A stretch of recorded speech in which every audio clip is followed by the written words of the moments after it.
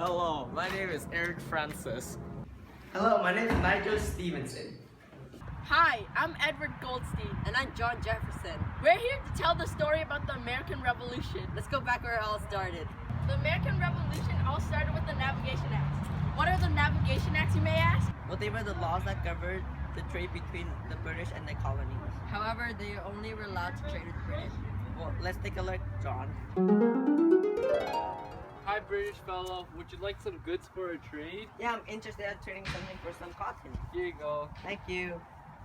Excuse me, sir. May I exchange something as well? Sorry, sir. I can't trade with anyone who isn't British. Ah, shucks. That's racist! As you can see, the American colonists had to stick with the Navigation Acts, so they couldn't trade with the foreigners. Later on, between 1756 and 1763, George III and his prime ministers felt that the American colonists should help pay the cost for their own defense. Therefore, the king forced the parliament to pass a series of laws to raise revenue from the colonies. One of these laws were the Stamp Act. The Stamp Act was used to tax everyday items such as playing cards and newspapers.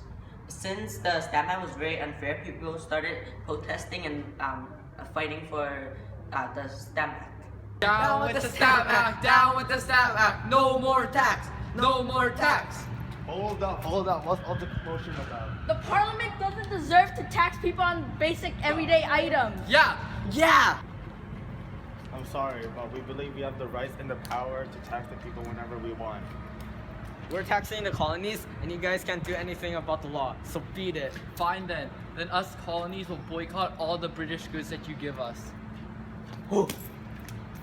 Finally, after the colonists successfully boycotted the British goods, the Parliament had no choice but to cancel the Stamp Act. Isn't that relief for the American colonists, Edward? Yes, it was, John. But a few years later, an event known today as the Boston Tea Party occurred when a group of Boston people disguised as Indians and dumped a whole shipment of tea into the Boston harbor. The British government were so furious they created a series of laws that they called the Intolerable Acts, used to punish colonists. For the shipment of tea in the harbor. Let's show 'em who's the boss. Yeah. As fighting began between British soldiers and colonists, they needed to find some way to make peace. In order to find a compromise between the two, they had to separate so they can both find peace among them. Finally, on July 4th, 1776, the delegates agreed on a Declaration of Independence that explained the reasons for their separation from Britain. A man named Thomas Jefferson was one of the people who largely drafted the Declaration of Independence. The Declaration of Independence was a huge part of the American history.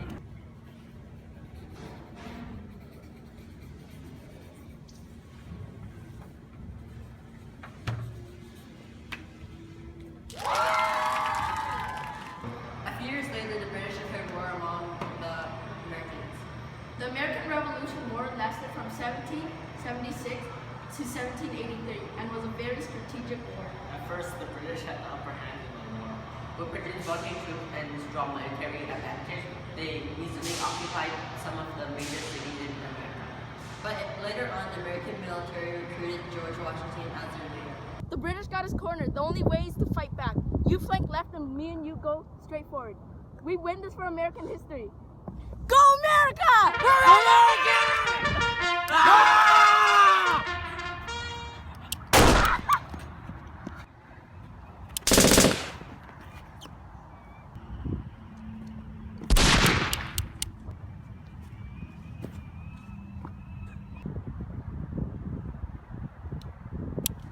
With the help of France supplying them with weapons and new military technology, George Washington and the American soldiers won and forced the British out of America.